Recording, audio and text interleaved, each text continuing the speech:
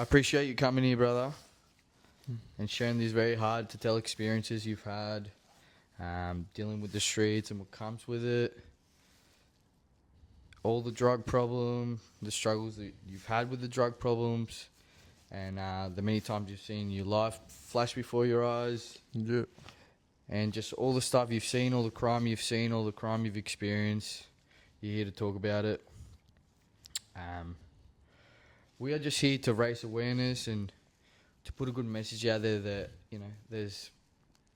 it's not all good, it's not all good. People will show you the money, all this, blah, blah, blah, but there is a fucking very bad side to it, And we're here to spread a positive message, He's not gaining anything from this. He's not getting paid. He's literally here to tell his story, which is very hard to tell, especially on camera, to the public. And I just hope that you guys appreciate him coming here and speaking about the issues he's had and the issues that some of you will be having, and that you still deal with, or maybe you've gotten over with, and you can relate and get something good out of this, 100%. But, I mean, if he can do it, if I can do it, there's no reason why you guys can't do it. So, here we go. So, Cam, tell the people, where you come from. Yep. Where you started, when you migrated to Australia, and, how all the things you saw when you were young and how it affected you to be in a place that you are previously and currently, and how it got you there. For sure. So, I was born and raised 99, West London. Lived there from 99 with my mum, dad and my brother up until 2012. Started 2012. Migrated over to Australia, for better opportunities, more freedom, plus mum had a lot of family in the Oz. She was born and raised there too. And yeah, it was a big change, big change. Tell us what the life in England was sort of like, what you saw, Life in the UK was it was a lot different, growing up the early 2000s, wasn't much internet around, wasn't all that kind of, I was more of an outdoorsy sort of kid, go to the park with my friends, play football, just muck around, sleepovers, all that sort of stuff, all the sort of PlayStation, all that kind of come late, You were just a kid. Yeah, we spent more time just hanging at the parks, kicking ball and just going to school and that. And then, life where I was, in West London, I lived in the outer skirts of West London, Ealing, Greenford. It wasn't the best area, but we didn't have the worst circumstances where we lived, I was blessed to be in a loving household and, a nice house, roof over my head, never really had to, good Christmases, all that, compared to a few of my other boys over there and that, I'd say we did pretty well off over there, weren't rich or nothing, but, I never really had to properly full face the struggle of what a lot of other peers over there had to, so. Now tell us, where you came from, Australia, give a bit of background, what it was like coming here with all these Aussie motherfuckers talking like idiots. Yeah, so Australia, I'd come to Australia twice on holidays when I lived in the UK to visit family, so I kind of knew about all the weather and all that, but in terms of school and all that and just genuinely living there, there's a mind blowing, bro. So I went from leaving school to then we moved to Oz, and then was the last 2 weeks of the summer holidays, and then boom, I was put straight into Year 8 Lilydale High School. And as well, over in the UK, you start high school a bit earlier, so I was more of one of the younger. I was supposed to start Year 7 over here, but I was already done Year 7 there, so I was like, nah, I'm going to do Year 8, not doing that again.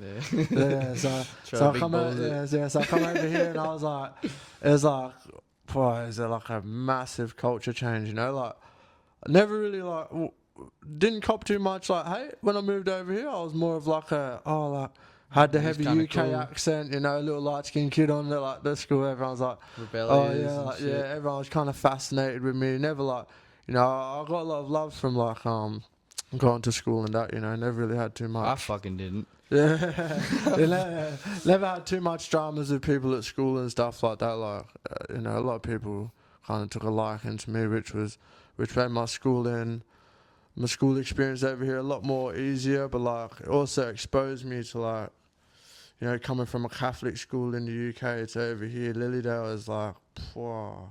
Yeah. It was a madness, you know. Everyone's Like, smaking bombs in the go- toilet. like, I remember going to the toilet, seeing people fights all the smoking, time. fighting. I was like, like, yeah. Yeah. It was I never like smoked in the bathrooms or anything like that. Yeah. I fucking got into it a bit when I was older. But I seen you in the bathroom. Yeah, yeah, nah, I've seen you in the bathroom. it definitely like I hate to say it, but like sometimes I'll say, you know, like Australia corrupted me in a sense, like almost was just like an eye opener to like, you know, just Everyone different did it. cultures and how like people live their life in different areas. Like, There's a lot of freedom. yeah, a lot of freedom, Yeah. way a lot more freedom than what I would have experienced in But- the UK. And like, plus when we moved over here, my dad didn't move over till I think it was about 9 or so months later because he was finishing a course. So it was just So me, you my just- mum, and my brother. So I had a lot more pull with my mum. So obviously took the piss a get away bit with more, shit, and like, yeah. you know, got away with a lot more. Oh, but it's like, fucking, I've only been here. yeah, one of them ones. And then like once dad come over, you know, it was back to like, you know, pull my head in. And So then, tell them how we first met, because we met in fucking what? Year That's a- 10? yeah, Year 10, year 9? I would have been maybe year 10 or year 9. Give him a quick summary of what happened that day. Yeah, we're in lunchtime detention. I didn't really know Kini, to be honest, like sitting around and that, but like he tried to get a bit loud in detention. I ended up saying, "Shut the fuck up." Kini had the whole detention room laughing, even had the teacher Even laughing the hot and that. teacher. Kind of put him on it, sort of thing, you know, like. And from there, it was like a kind of like a, you know, we didn't have beef or nothing. We It was didn't have kind of beef, just but I like didn't like him. Yeah, I didn't like him. Nah, I think I got a couple other boys who fucking... Word me up. You go, give me a bit of a hard time. apart from that, then the next year... yeah. The next year when we went to school, we Yeah. got stuck in like I a got lot kept- of classes I got together. so I got kept down. So I got kept down in year 10 because, you know, like I wasn't really like much of a, you know, run amok at school sort of kid, like fighting and shit. It was just more like a class clown kind don't of wanna like do take the piss sort of thing, you know, like wouldn't do my work and all that sort of Would thing. show so. up high. Yeah, sharp on one of them ones and like, yeah, just like, wasn't, you know, out like, you know, fucking with other kids and that. It was just more just like trying to be a crowd pleaser sort of thing, Yeah, you know. same as me. Well, Get the that's- validation sort of thing, so, you know. So me and Cam had a few classes together, assembly, and he'd always come with glassy eyes. Yeah. I'd be able to tell, I'd be questioning him and shit. But Yeah. he would never stick to school. He would leave all the time, and then Yeah. he ended up quitting. Yep. And then not long after I ended up quitting, we didn't keep contact, you know, because he was working Yeah, got Was it- myself a plumbing apprenticeship. roof plumber. Yeah, I was a cabinet maker, but I would barely go to work. And then one day, we somehow fucking came across each other at the Suicide Boys concert.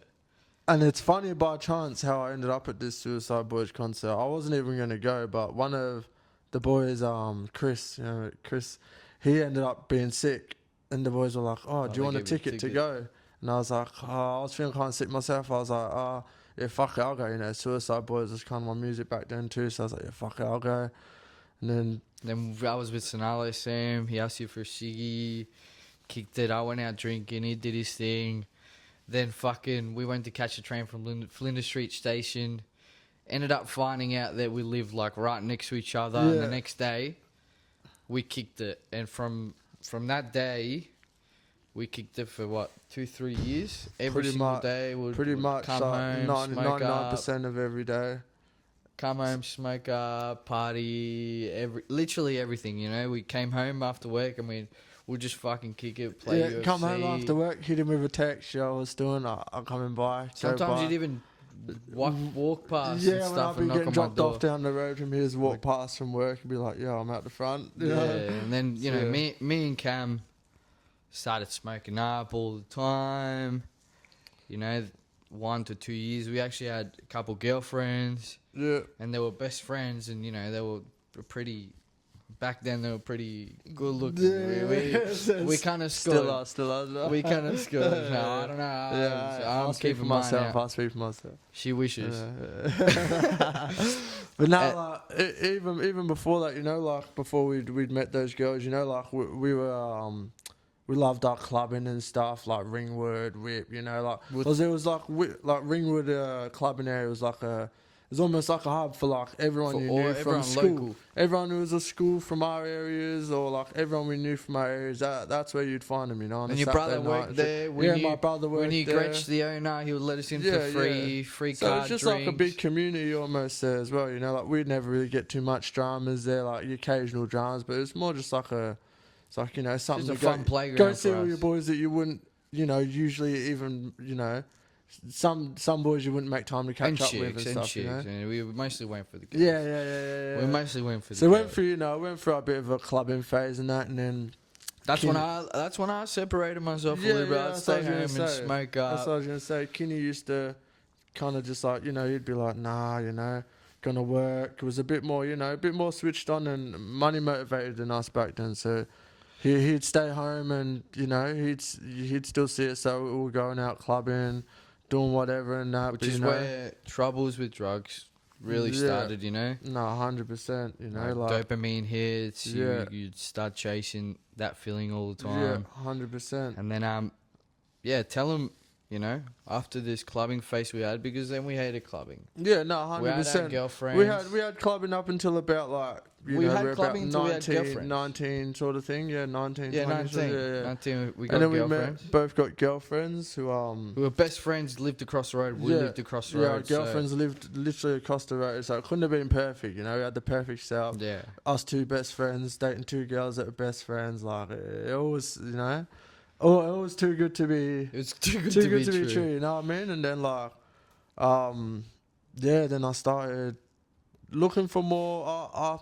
I think as well, a lot of my friends had more control of like, the high and that. Like they didn't depend on, or like, you know, they would know that Saturdays and weekends are for getting on and stuff like that. But for me personally, I started to really like just love the feeling of being high, like, you know, like I understand. just like whether it was a weekend or a weekday, you know, like I just started to love it and just started to chase it, and that's when I started to get to more like the scripties, you know, the sort of scripties, the downers and stuff like that, prescription like pills. prescription pills, like you know, Back then when the Zandemic and all that shit was yeah, happening. yeah. And Melbourne was getting, you know, real stuff and Yeah. not press stuff.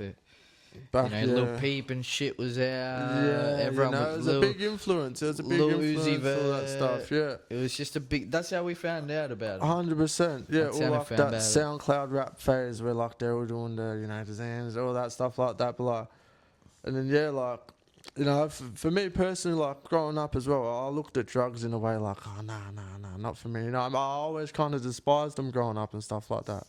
Like, not fully like despised them, but just never thought, you know, thought you'd that's never not gonna do me. them. That's not me. You know what I mean? And then like, yeah, it's just like fuck. It's like that big slippery slope of how they say not once. You know what I mean? Like, I just like, yeah, I started to just really fall bad into like the prescription pills, especially like really bad. Like, How long were you every day using from the moment you tried those? look, you know, I would say there'd be some days, you know, obviously you couldn't get on and stuff like that. But in terms of like when it was there, like, poor, like because I also was still working a job at this time too. So like, I wasn't going to work on them or nothing. But like, come night time, you know, I'd smash a couple and then go to bed, sort of thing. So like, I always had a solid income too from my work. So if I could get, like, I was getting every day I was on for probably like, I don't want to say a year straight, but like for like definitely like a solid 11 months out of a year, I was always getting on some sort of substance, you know, whether it's prescriptions or like weekends get on like the pills, like the ecstasy and all the uppers, all that sort of stuff. Like, yeah, but nah, prescriptions, they were really one that took me by surprise. What Because nothing good comes from it apart from the high that you get at the Nah. moment. What did you have to face after everyone sort of realised that you fucked yourself on them? Yes. All your friends leaving you, See, it took your it. girlfriend leaving you, your parents, fucking have See, to deal with it. It took for a while, cause I was able to hide it for a fair while. Like a lot of people didn't really know to the extent I fucking knew. of like a lot of my boys didn't know to the extent, even my parents and family didn't know to the extent of like how like much I was actually using and how like dependent on it I was. Like I was bad, like really bad in in a hole with that stuff, and like almost like I never really like depression and stuff like that too. I never really dealt with too much of that growing up. I was a real like happy kind of like always crack the jokes, like obviously had my like ups and downs and that, but like never was like really properly experienced depression and that until like like I started to like rode a car off, and then once my boys started realizing, my other group realized that like the boys that I properly kicked it with realized that it was a proper problem, is when I wrote my car off. My parents were away on holiday. I wrote it off about 10 seconds down the road from my house, pretty bad. 10 seconds And away from my house. Yeah, and it wasn't until then. My parents told me about it. They called, hey, I've literally just drove past Cam. He's in a really bad car crash. Yeah. He was across the street, so I just quickly ran there. Yeah, and it was just all just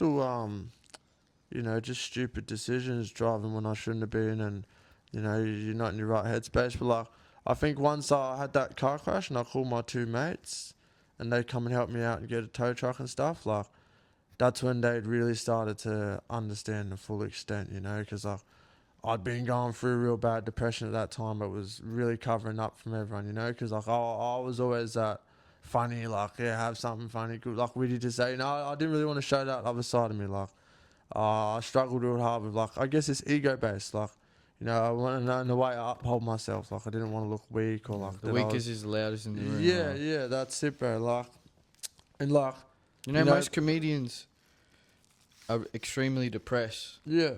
All of them. Yeah. But they're also funny because that's the only way to mask it. But yeah, sorry, go on. No, you're right. And then like at that stage too, like I've been doing a bit of self-harm sort of, right? So like but not many people knew about it, so like I've been self-harming a little bit and stuff like that, but was able to hide away from a lot of the boys, and my family locked up pretty well. But then after that car crash, one of my mates had like seen a couple of like the wounds that I inflicted on myself sort of thing, and like he brought it to notice to all the other boys, and then I started like flooding my phone with calls, and like it just kind of showed like oh fuck, like, everyone really does care sort of thing. And like but then like I started because I was using so much, I started putting myself into drug-induced psychosis. So like it's crazy, it sounded like I would have times where like I was hearing voices in my head and like thinking certain stuff were correlating on the TV to me, or like like real bad like schizophrenic psychosis. And that's when after that I had a missus at this time as well, had a good missus, had a beautiful missus at this time, and you did well. You weren't punching. So proper. Self-sabotaged that myself pretty much, through what I was going through, which was it was understandable for her, like. So you lost most of your friends. I was always there sticking up. Yeah, for 100%. Pretty much 99% of your friends. Yeah, 100% lost your everyone. family didn't. My family, they lost trust in me, but I always show love because they always stuck fat and were always looking for a best version of you. Yeah, like, and also like best ways to go about getting me back to that point, whether it was Not coming out of their pocket you. or putting me into some sort of like, you know what I mean? Like they were always like proactive about trying to do what they could and figure out ways to help me tackle this. You know what I mean? So and you lost your girlfriend, you lost 3 cars. Yeah. Your job. Proper. Lost my job. Yep. And then which, from there, Cam, talk about the experiences you had. From being there, put in the Psychwards. Yeah, from there it was like I started to go through like, because once I lost all my group of boys, like And they were like my brothers at the time, you know what I mean? Lost my girlfriend, lost my job. Kind of felt like, you know, fuck, like, kind of losing everything now, you know what I mean? Like, it really fucked me up. And like, that plus What my age was this? would have been 21? Nah, probably even earlier, bro. Like 19, turning 20 sort of thing. Like, yeah. Like, well, probably mid 20s sort of thing. Like, yeah, Like, 20, like about 20, 20 years old, early 20.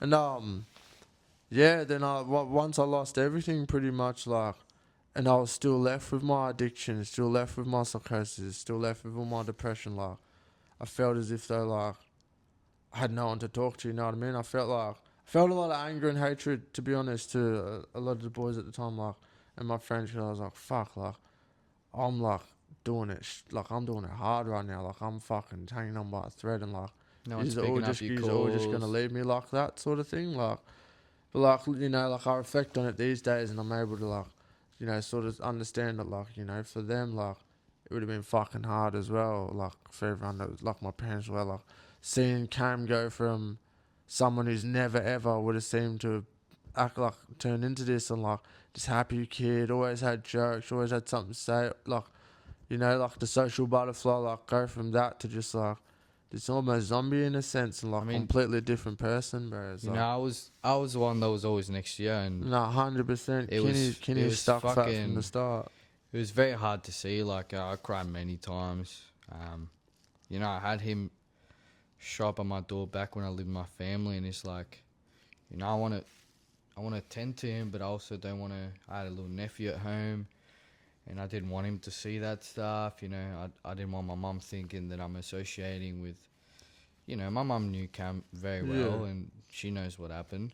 And it was hard for me to open the door to him and welcoming him in, and also seeing him all fucked up, you know, on whatever he was on, like falling asleep on my bed, bro, telling me all his problems. You know, it was very hard for me to deal with. So I distanced myself from him a lot too. You know, I still kept contact, but Understandably. firsthand, you know, out of anyone that has had to deal with apart from his parents, I saw it the most too, which made me 100%. realise, you know, to stay away from that shit. 100%.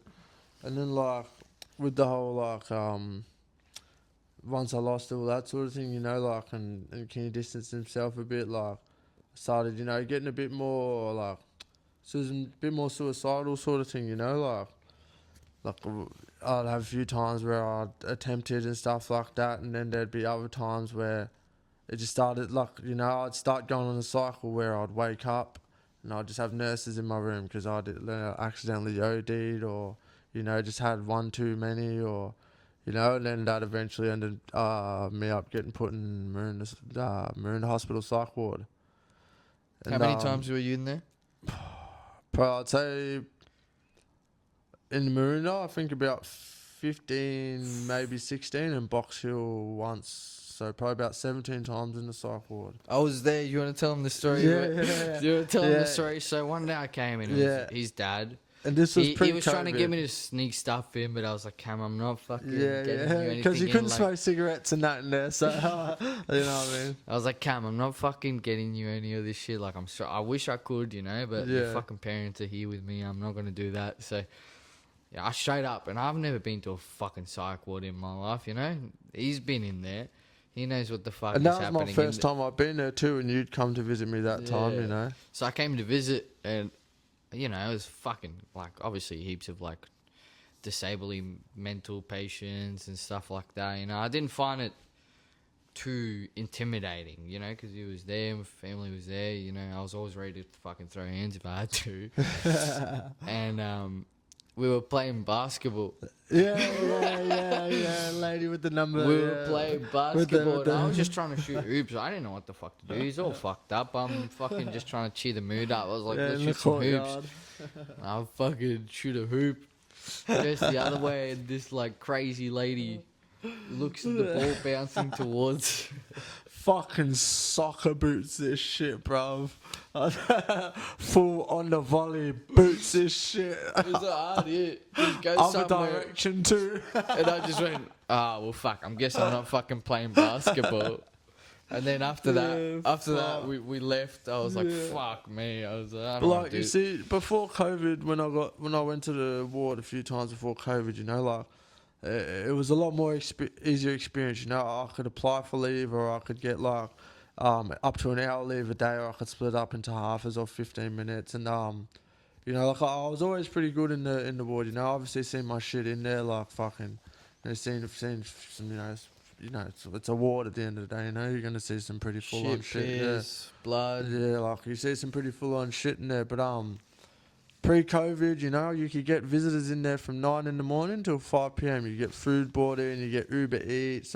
So you know, I kind of got like a little bit of sense of relaxation in there as well. You know, like, and I was in there for like, you know, the right reasons and that. But then, come COVID, once I started getting smashed with going into the ward in COVID, was kind of like also a turning point to deterioration in my mental health and like just all my issues and that. Because, you know, I'd be put in there for like a fair while, and then you weren't allowed visitors, you weren't allowed food in, you weren't allowed. So it's almost like you were trapped in there. You know what I mean? Like, It's like pretty much jail, but worse. yeah, pretty much getting cigarettes thrown over the wall and that. Like, get my KFC thrown over the wall and that. When, you know what I mean? Like, and it was like, yeah, that was a tough one, you know, because like I went to the ward during COVID a fair few times. And that one was always a struggle because, you know, like I felt a lot of loneliness in there, like not having a lot of friends and like stuff like that, people to reach out to, and burning a lot of bridges, like, you know,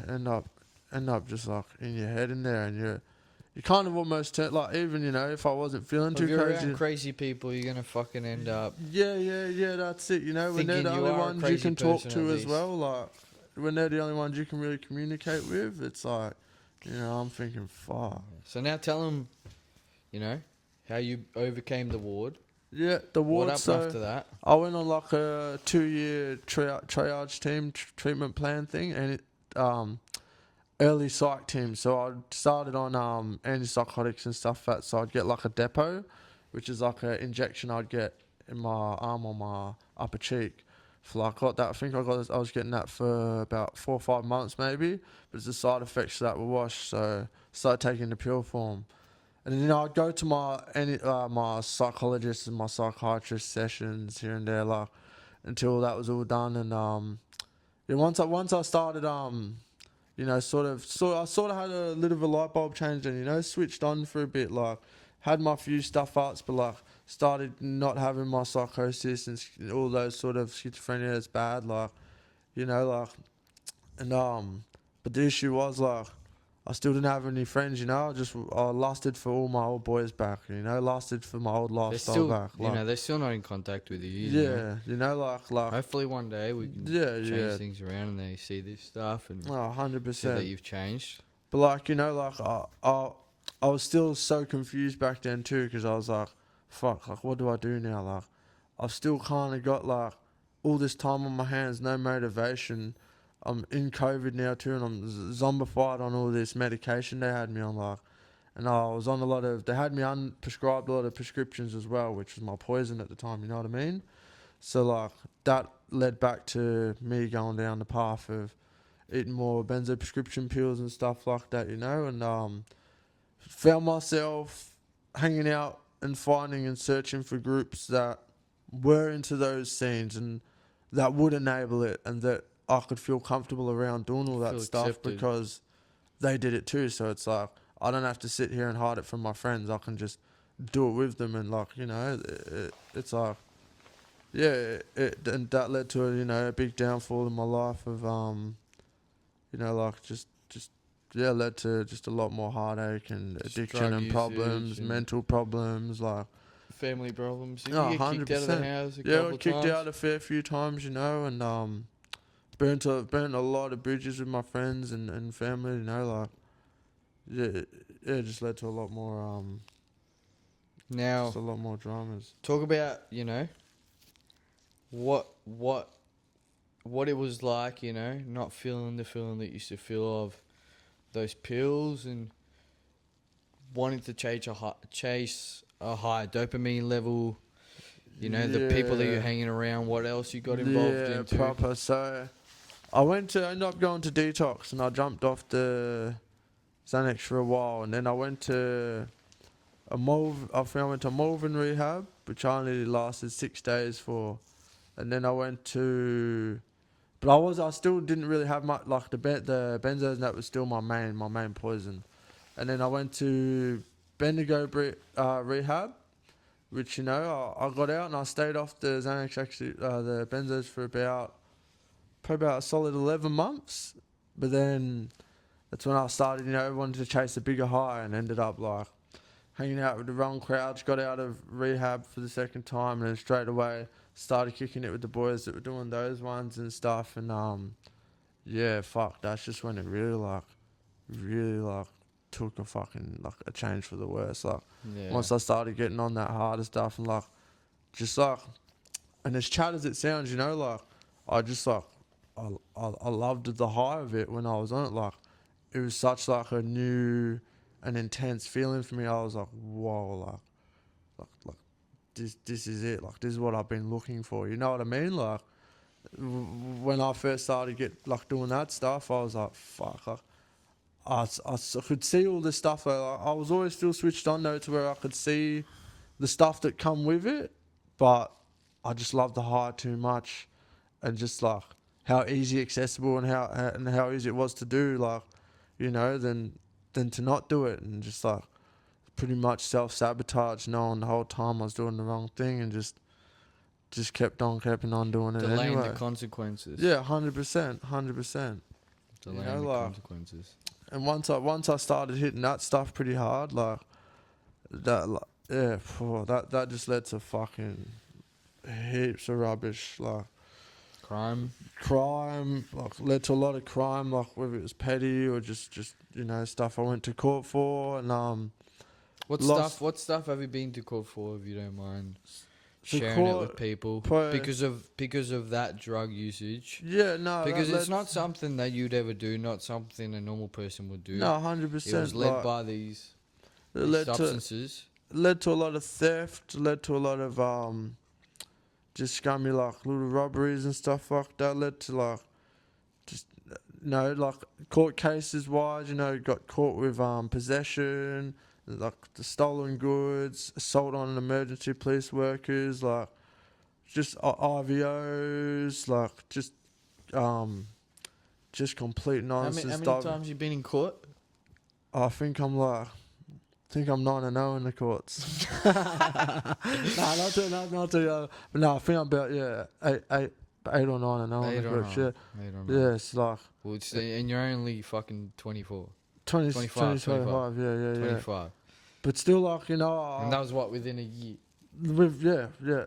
Within and like, a year. I still thank my blessings, no convictions, no charges, like, it was the judge gracefully, like, my family, my family really supported me through that, all my court cases too, and shout out my lawyer as well. She was a weapon at what she did, got me off all my cases and charges, and so I've still got no convictions charged to my name, which I thank God for, because a lot of people, like I've seen a few and shit like that. Yeah, I've seen a few people like in my court cases and stuff like that, and I was like, fuck, like, I'm copping it, you know what I mean? Like, I'm gonna cop it. You seen a few of the boys that we used to fucking, yeah, we used to know, yeah, and stuff and in I the same thought, court fuck, cases. I'm gonna cop it, but like, I like, thank God, like, went well in the courts and stuff like that, and I it just really switched me on to.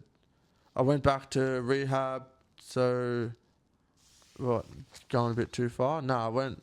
So after, see, that all led to the court stuff. But like, when I was on those ones and I was doing real, like at my lowest point, like, it was my lowest point would have been December 2022 coming in, 2022 coming into 2023. I think, or 2020. Would have been like, it's hard for you to remember some 22 shit. Or 2023, because my half brother in the UK was getting married, and my parents had bought tickets for me to go to as well, and I missed my plane flights because I was off my head, like out running amok, thought I had better things to do.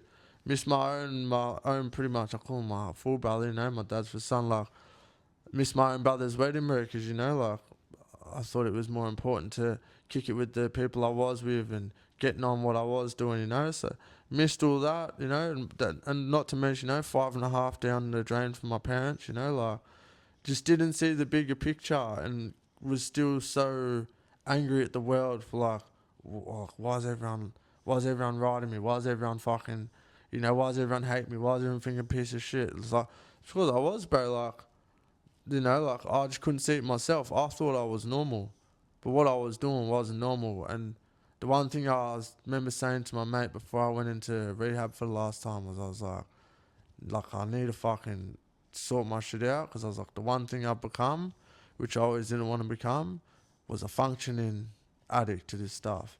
Like being able to autopilot it and just go about my day doing it as if it was nothing, and just keep doing it over and over again as if it was just the norm. Talk about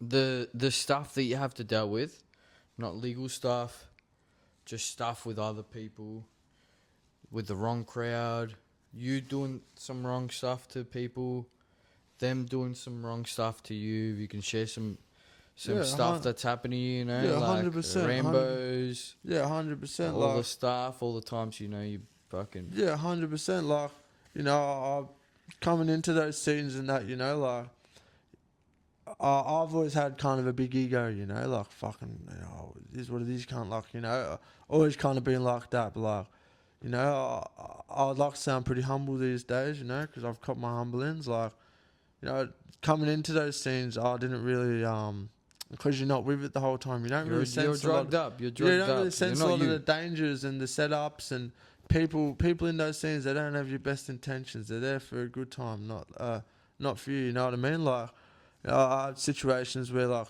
I've been backed up, like knives and hit batons. I've copped it pretty bad, you know, like people coming into my house, breaking into my house, like with your parents, innit? Yeah, my parents there, like people rocking up to mine late at night, like.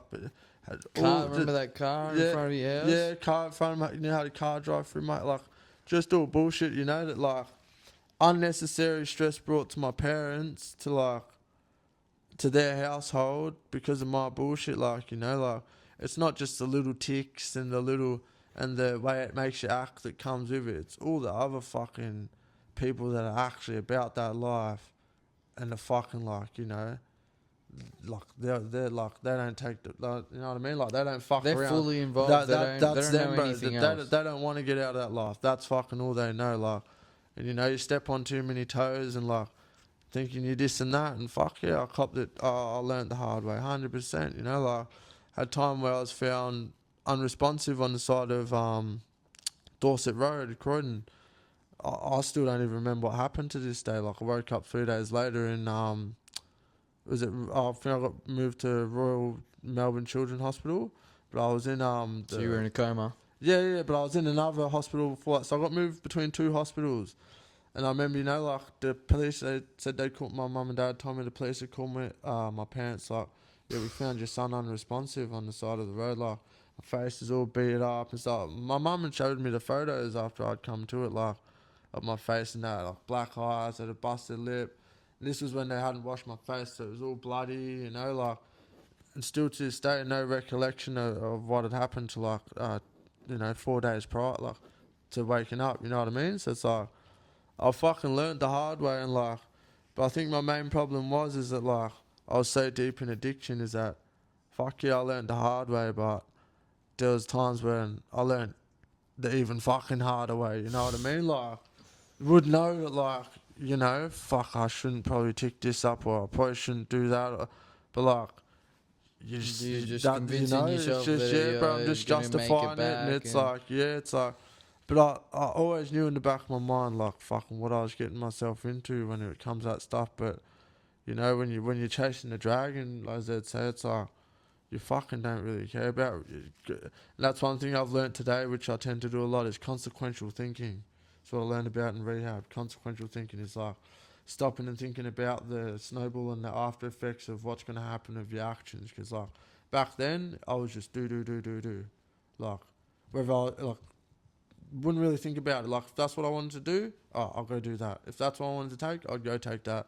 But these days, you know, like, it's just taught me a lot about like consequential things. Like fuck, like sit back on it for a bit. Is it really worth it? Is it really worth going to do that? Should I take? You know what I mean? Like those ones and stuff. So yeah, I went to I ended up going back to Bendigo Bridge Rehab last year. No, the year after the year before last year. 2023. Yeah, 2023. 'Cause I spent my 24th birthday in there, and yeah, that was the only that was the first time that I actually really wanted to better myself.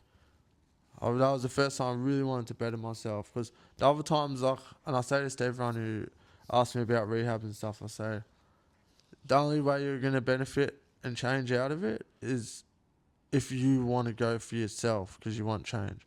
Because all those other times, I was just trying to parent please, or like, mum, dad, like, you're not allowed back at the house if you don't go, sort of thing. So it's like, I was just going to keep everyone happy, sort of thing. Then I'd get out and stuff up. It wasn't until I actually realised, looked at myself, and I was like, I'm putrid, you know what I mean? Like, this isn't what I want to do. Like, I'm weighing like 50 kilos, looking like a complete, like, just... Did you ever look at like old photos of yourself and go, fuck? Oh, 100%. I still do Who the these fuck days. am I now? Yeah. I still do these days, bro. Like, I'm still on a long journey of Well, it's an everyday battle. yeah, 100%. It's an everyday battle. And with that thing, and with like drug usage and that as well. Like, I think a lot of people don't understand is like, when you're on certain drugs for so long, once you jump off, you've got to start to learn to be yourself again, and learn how to act and function in day-to-day things, whether it's out and about or just by yourself around the house. Like, you kind of got to learn to like fucking do shit again, because like, you're so used to having like that autopilot, That whether mindset. you're taking or whatever, like, out on the mish, out do this, out do that. But like, you really got to learn to be comfortable with my own, like, that's one thing I learned, is being comfortable with my own company. And like, being able to sit at home and find things you like. Not getting FOMO. Oh, where's kick-ons? Where's this and that? Like, fuck, these days, bro, I'd rather just kick back and just wax it in my room on a Saturday night. Watch some YouTube or play Xbox. You know what I mean? Like, get a workout in. Yeah, 100%. Like, but yeah, 100%.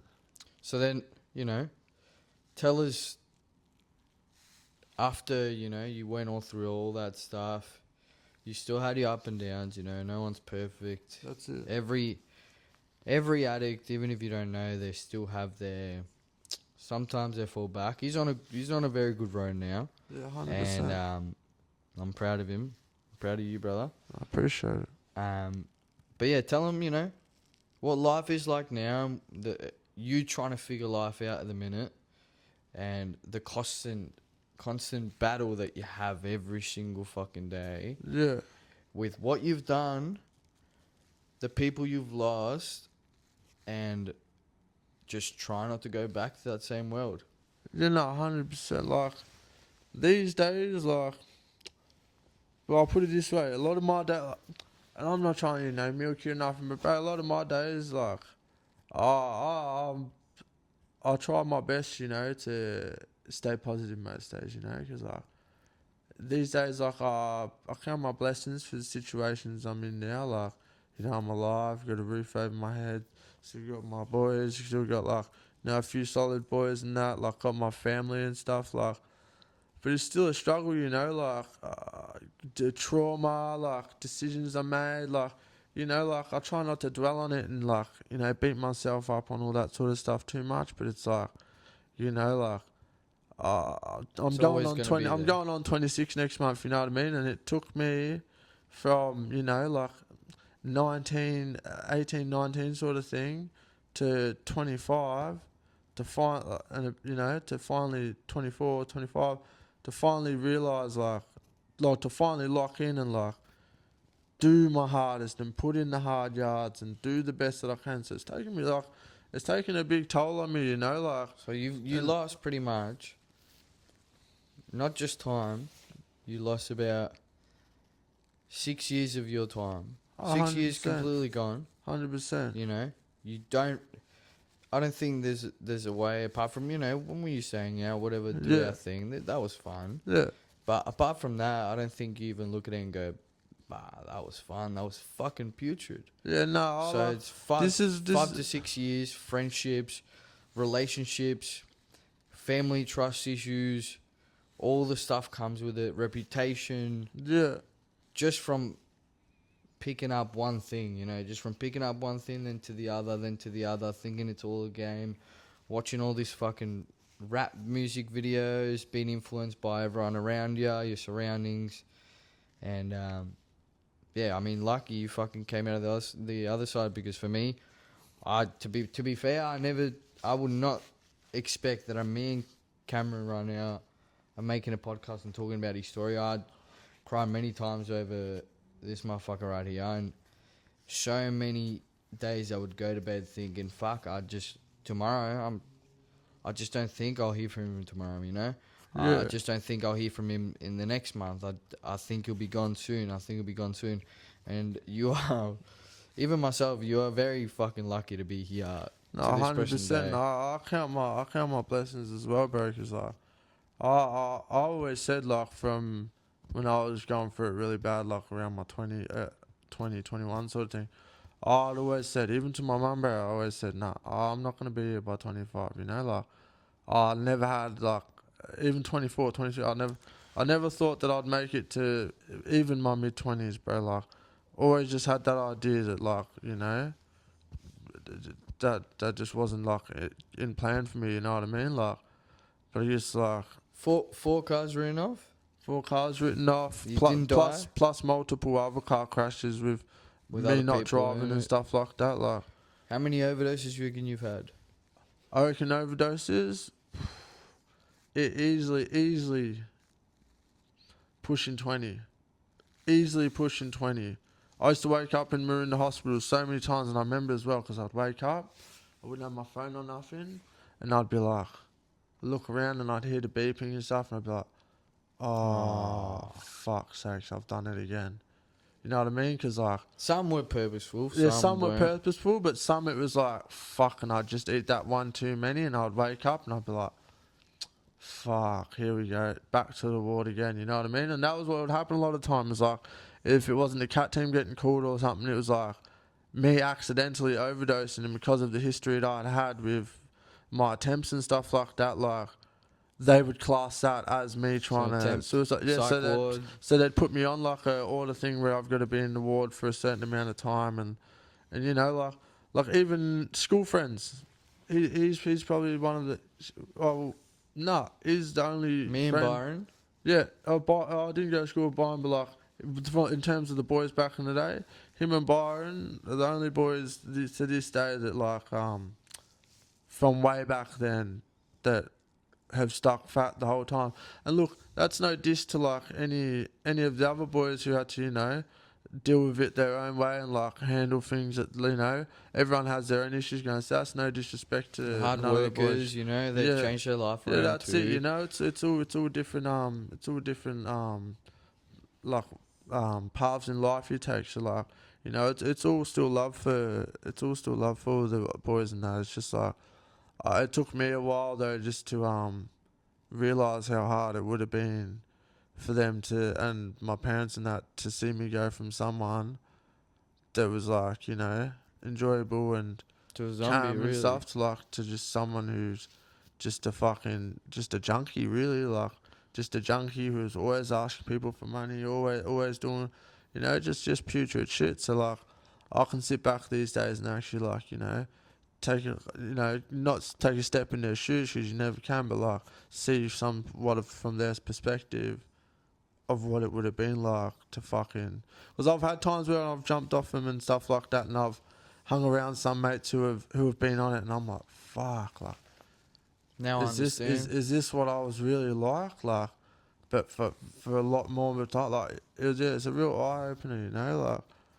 But like, I look at myself as one of the lucky ones, you know, because I still know a lot of people that are my age or, you know, in those scenes they're just lost in it, you know. They think that's the life. They think there's not much more to it, like that's living. And fuck, man, like it's not, bro. Like it's fucking. There's a lot that comes with it, like mentally, physically, everything that comes with it. It's like it's fucking nothing good.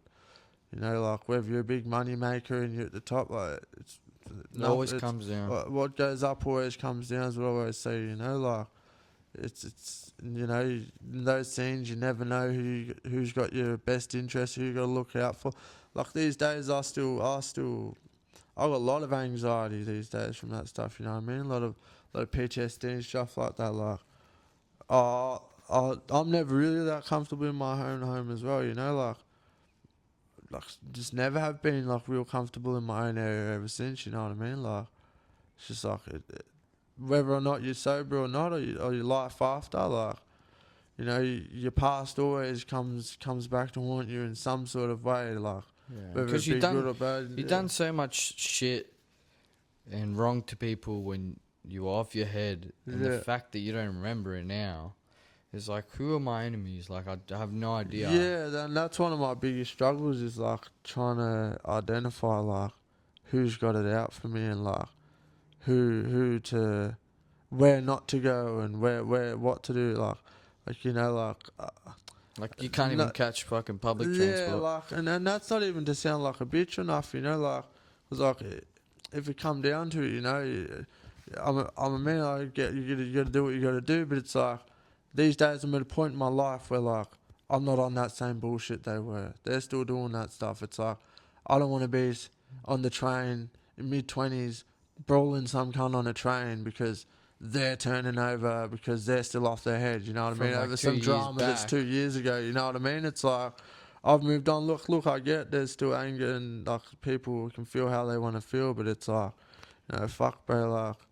I don't really beef anyone these days. It's like apart from me. Yeah, huh?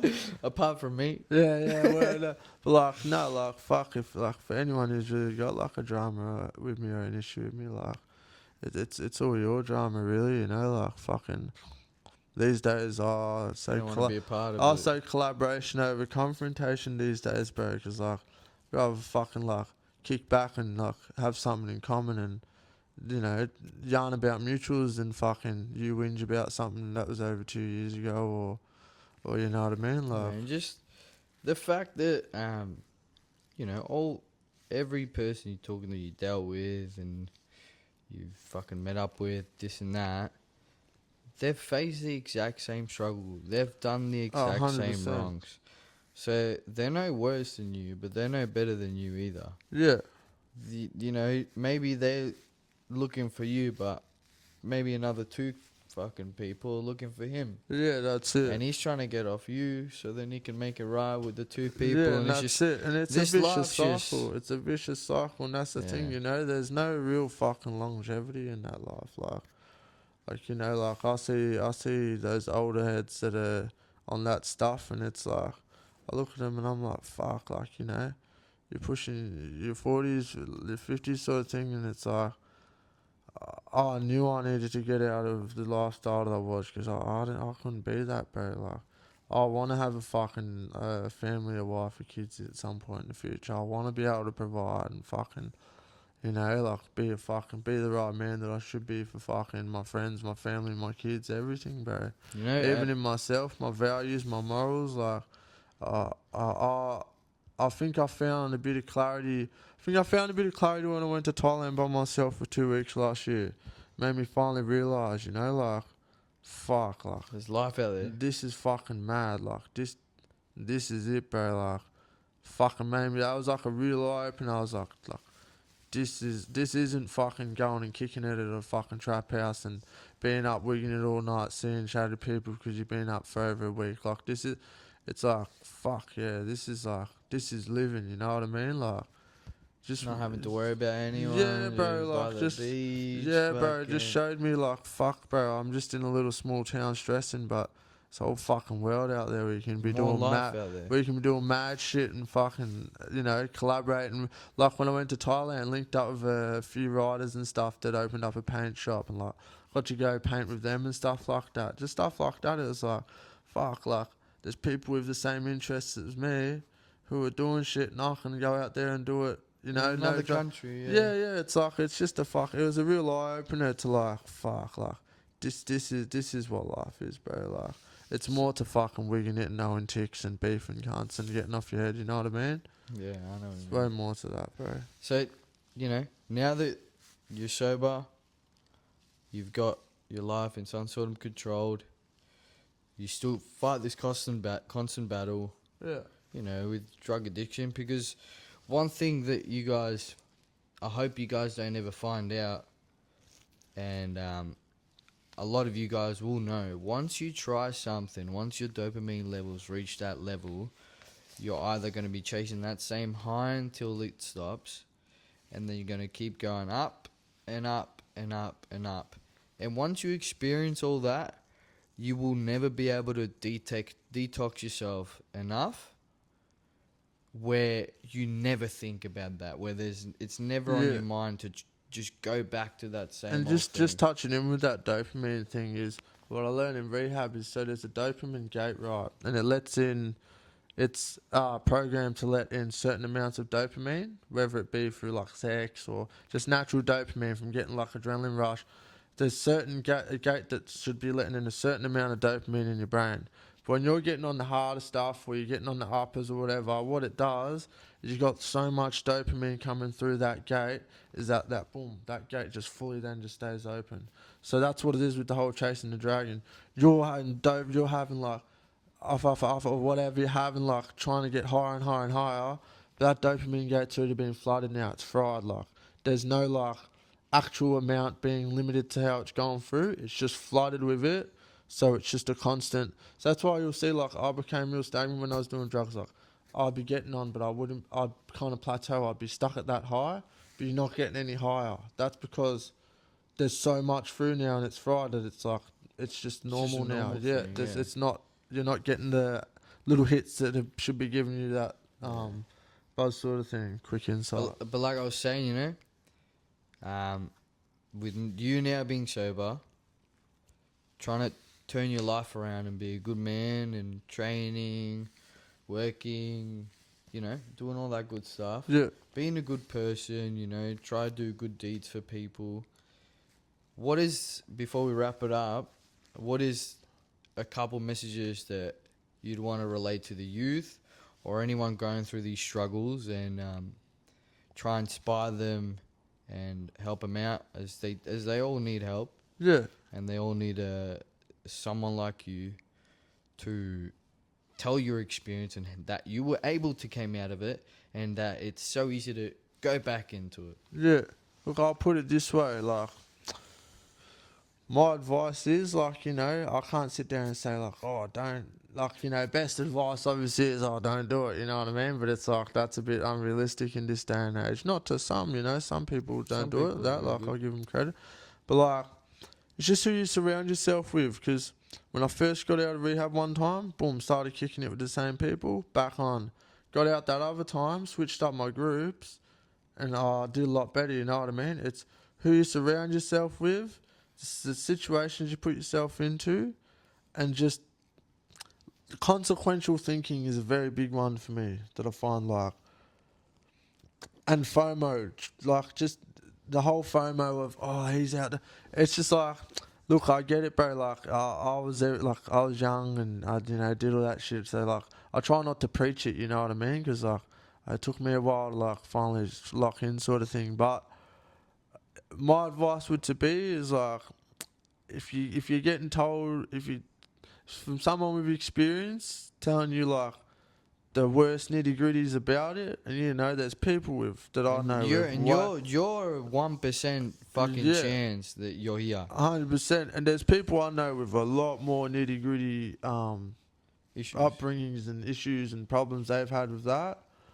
Like, but from what I'm telling you, like, hopefully to whoever's seeing this or whoever's listening or got issues or struggling with their own drug problems, addiction. drug addictions, problems, whatever. Like,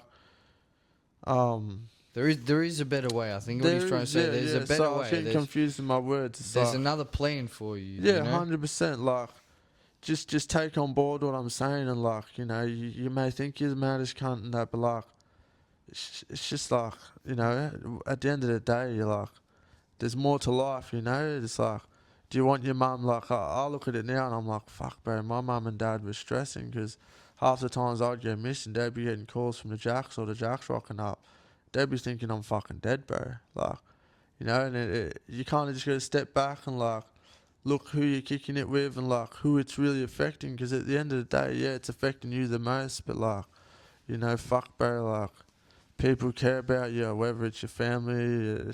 It's just, like, it's more to life, bro. That's it, you know what I mean? Like, fucking, you know, go out there and fucking chase it, like. Go do something, you know? Go do what you're If it fucking has to be a passionate fucking for. trade, if you want to do fucking online sales, if you want to go play soccer, you want to go play football, Wanna that's your pursue virtue. art, Chase your virtue, whatever. go gym, do whatever. Stay the fuck away from drugs. Stay the fuck away from the wrong people. Keep your friends and family close who have your best interests. 100%. And do not ever go that route. Do not ever wonder what it's going to be, because I'm telling you, and he's telling you, 100%. it's the worst fucking route you could ever go down. 100%. And with that being said, thank you again, Cameron, for No, I appreciate you for having me coming on here, in. my bro. Appreciate you for having me on here, my bro. It was honestly, it was very tough for Cameron to open up about all this stuff, especially publicly. You know, I've heard of this stuff, and he's fine to share with me. So I just appreciate you for coming here and sharing all these horrible experiences you've had, all this trauma you've had, all the shit you've gone through, you know.